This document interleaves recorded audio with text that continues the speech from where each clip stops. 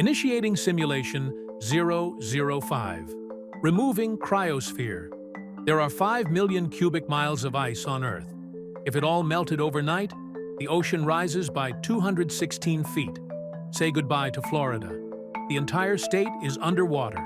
Gone. New York, London, Tokyo, Shanghai. Every major coastal city is now a deep-sea reef.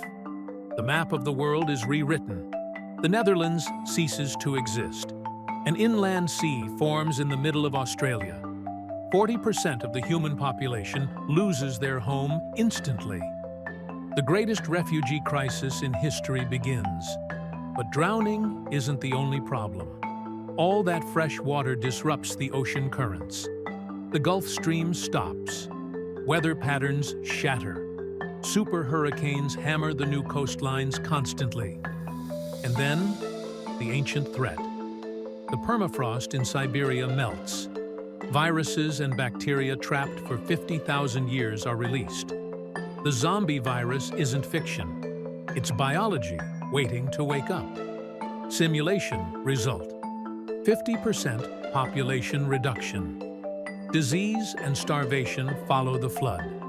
Learn to swim. End log.